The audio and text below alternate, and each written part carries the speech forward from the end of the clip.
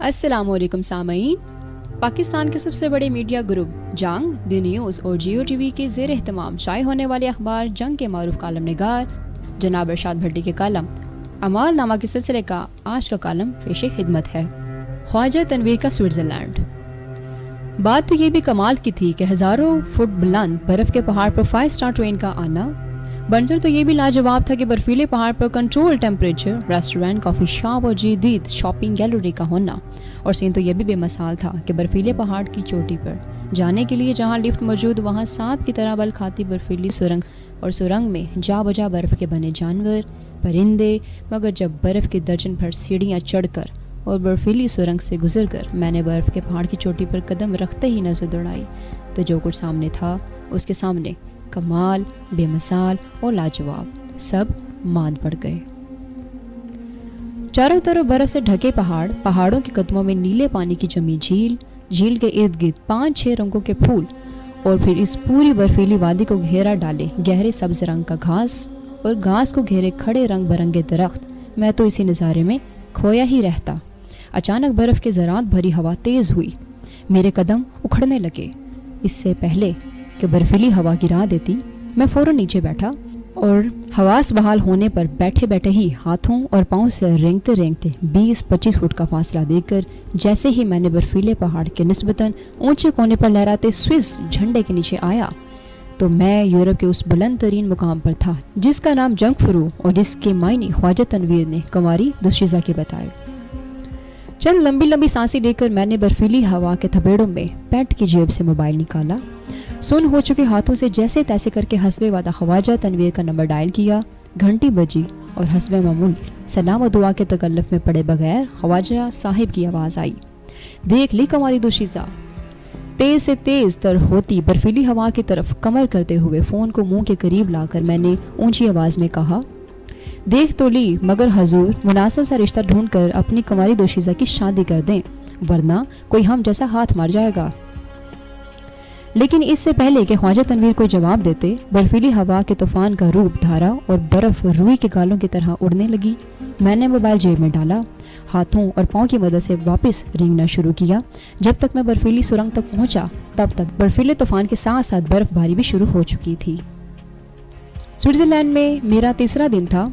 वो स्विट्ज़रलैंड जिसने दूसरी जंग अज़ीम में मर खप गए हज़ारों अफराद की जमा पूंजी पर अपनी तरक्की की बुनियाद रखी, जहां दांत के डॉक्टर कम और बैंक ज़्यादा, और जहां बैंकों में दुनिया की ऑफशोर दौलत का 1/3 हिस्सा पड़ा हुआ। वो स्विट्ज़रलैंड जिसके कुल 15,940 मरबा मील रकबे का 70% पहाड़ों और दरख्तों से ढका हुआ, जिसकी 83,41,000 आबादी, जिसकी 56% बिजली हाइड्रो इलेक्ट्रिक पावर और 39% बिजली न्यूक्लियर पावर से बने। वो स्विट्ज़रलैंड जिसके गाँव, गायें, झीली, चॉकलेट्स और डायरेक्ट डेमोक्रेसी दुनिया भर में मशहूर, जहाँ कोई ऐसा फ़र्द सरबराह मुमलिकत नहीं, 7 रुकनी एग्जीक्यूटिव काउंसिल मिलकर मुल्क चलाए, जहाँ हर शहरी सालाना 11 किलो चॉकलेट खाए, जहाँ के 6 लाख अफराद हर साल 100 टन भंग पी जाएं, जहाँ का हर दूसरा शहरी दुनिया के 1% अमीरों में, और जो जापान के बाद लंबी उम्र वाले लोगों का मुल्क। और वो स्विट्ज़रलैंड जहाँ 1988 में गुजरांवाला से आए हमारे सच्चे और पक्के कश्मीरी ख्वाजा तनवीर और उनके 3 भाई अहलो अयाल के साथ रहते हुए। जैसे कहा जाए कि डॉक्टर 2 तरह के, एक MBBS डॉक्टर जो इलाज करे और दूसरा PhD डॉक्टर जो खुद इस काबिल कि उनका इलाज किया जाए। ऐसे ही कश्मीरी भी 2 तरह के, जो इतना खाएं कि दूसरे के लिए कुछ ना बचे, और जो दूसरा इतना खिलाए कि अक्सर दूसरा ही ना बचे। अपने ख्वाजा तनवीर दोनों तरह के कश्मीरी, खिलाने को तो छोड़ें, ये तो खाने में भी उस कश्मीरी की तरह कि जैसे डॉक्टर ने जब कहा, आप सुबह अंडा, 2 स्लाइस, 1 गिलास दूध ले लिया करें, तो ये मरीज़ कश्मीरी बोला, डॉक्टर साहब ये सब नाश्ते से पहले लूँ या बाद में लूँ। ख्वाजा साहब बचपन से ही ऐसे तेज़ कि मेट्रो कर लिया तो पता चला कि मिडल तो अभी किया ही नहीं। इन्हें हर काम में इतनी जल्दी कि फिल्म में फास्ट फॉरवर्ड करके देखें तो वो जिस रफ्तार से बोलें इसी रफ्तार से तो हम सुन भी ना सकें। उनकी जिसामत ऐसी कि लगे कि उम्मीद से नरम, दिल ऐसे कि मौज किसी और के पाँव में और चलिए ना सकें। मिजाज ऐसा कि मुखालिफ को भी साथ लेकर चले, बशर्ते कि मुखालिफ सनफ मुखालिफ हो। रंग ऐसा कि गोरों में गोरा न लगे और कालों में काला ना दिखाई दे। مسکراہٹ اتنی وسیع و عریض کہ مسکرا رہے ہوں تو محسوس ہو کہ پورا محلہ مسکرا رہا ہے۔ چہرے پر نظر کی اینک یوں کہ جیسے اینک نہیں نظر لگی ہوئی ہو، اور اینک پہن کر بھی نظر اتنی کمزور کہ چند دن پہلے بازار میں بیگم سمجھ کر جس خاتون کا ہاتھ تھاما وہ واقعی بےگم نکلی۔ عمر کے اس حصے میں جہاں بیوی کو دیکھ کر بندے کے تاثرات وہی ہو جائیں جو دوائی دیکھ کر بچوں کے۔ دوستوں کی فرمائشیں ایسی پوری کریں جیسے ان کے گھر سے تیل نکلتا ہو، مگر حقیقت یہ کہ دوستوں کی وجہ سے آئے روز ان کا تیل نکلے۔ ان کی دوستیاں دیکھ کر اکثر وہ سردار جی یاد آ جائیں کہ جن کے اوپر نیچے 8-10 مرتبہ چھینکنے پر جب پتلون نیچے گر جائے تو شرما کر بولے، اج تے یاد کرن والے نے بھی حد کر دیتی ہے۔ ان کے چنگل میں دوستوں کا حال دیکھ کر وہ پٹھان یاد آ جائے کہ جب اس سے پوچھا جائے، خان صاحب اگر آپ کی بیوی کو جن چمٹ جائے تو آپ کیا کریں گے؟ تو پٹھان بولا، غلطی جن کی ہے بھائی وہی بھگتے۔ دنیا بھر سے سوئٹزرلینڈ میں 4200 اشیاء امپورٹ کرتے اور کیش اینڈ کیری اسٹورز چلاتے خواجہ صاحب جسمانی طور پر 28 سال سے سوئٹزرلینڈ میں، مگر روح ابھی تک پاکستان میں۔ لہٰذا جب کبھی بھی روح اور جسم کی جنگ شدت اختیار کر جائے تو یہ کشمیری پتر اپنے پالتو کتے لوکو کو گود میں بٹھا کر ٹھنڈی آہیں بھر کر کہے، کاش پاکستان سوئٹزرلینڈ میں ہوتا۔ 3 دن میں زیورخ ایئرپورٹ سے مجھے بیگم اور بیٹی سمیت گاڑی میں ڈال کر اسٹیئرنگ سنبھالتے ہوئے خواجہ صاحب بولے، میری مرضی کا سوئٹزرلینڈ دیکھنا ہے یا اپنی مرضی کا؟ میں نے ایک لمحہ ضائع کیے بغیر کہا، جناب آپ کی مرضی کا۔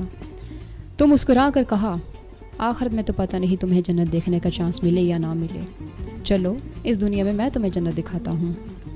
اور پھر واقعی اگلے 5 دنوں میں جو کچھ خواجہ صاحب نے دکھایا بلا شبہ وہ زمین کی جنت جیسے چیڑ اور سنتل کے درختوں اور سبزے سے لدے پہاڑوں اور ان پہاڑوں کے دامن میں نیلے پانیوں میں گھرے انٹرلیکن ہو یا 3 اطراف سے جھیلوں کے گھیرے میں چھوٹے بوٹس اور شپس میں مست پڑے بے فکر پریمیوں کا لیوسن ہو، ایک بڑی سی جھیل کنارے باغوں باغیچوں بلند و بالا عمارتوں والا جنیو یا پھولوں اور پھلدار درختوں سے ڈھکی نہر کے کنارے فن تعمیر کا شاہکار سوئس کے دارالحکومت برن اور یورپ کا بلند ترین مقام جنگفرو یا نوہانسون میں سوئٹزرلینڈ کی سب سے بڑی واٹر فال ہو، جہاں ہر منظر ہی ناقابل یقین حد تک ناقابل فراموش، وہاں خواجہ تنویر کے درویش منچ بھائی انویسٹمنٹ کونسلر اور بے نظیر بھٹو کے قریبی ساتھی خواجہ طیب کے ساتھ شپ سے ویکس میں بیٹھ کر گھنٹے بھر کی مسافت پر برونین جانا، سوئٹزرلینڈ اور جرمنی کی سرحد پر خواجہ اینڈ فیملی کے ساتھ ڈنر کرنا، سوئٹزرلینڈ کے شانزلیزے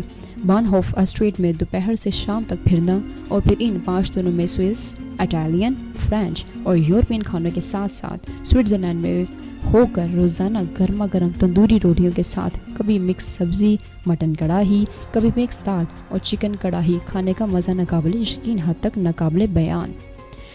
یقین جانیے اس ڈریم لینڈ میں 5 دن ایسے گزرے کہ پتہ ہی نہ چلا۔ اس خواب سے آنکھ تب کھلی جب زیورخ ایئرپورٹ پر ایک زوردار الوداعی مار کر خواجہ تنویر نے یہ کہا، کیسا لگا میرا سوئٹزرلینڈ؟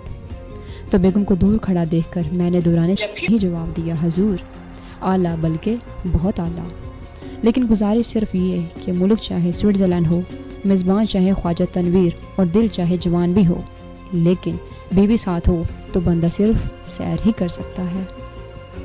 ایک کہکے کے بعد خواجہ صاحب کا جواب آیا، بھائی جان اصل بات یہ نہیں، اصل بات یہ کہ بھٹی سوئٹزرلینڈ میں بھی آ کر بھٹی ہی رہے۔ بھٹی بیچارے کی اتنی قسمت کہاں کہ وہ مستنصر حسین تاڑ بن سکے۔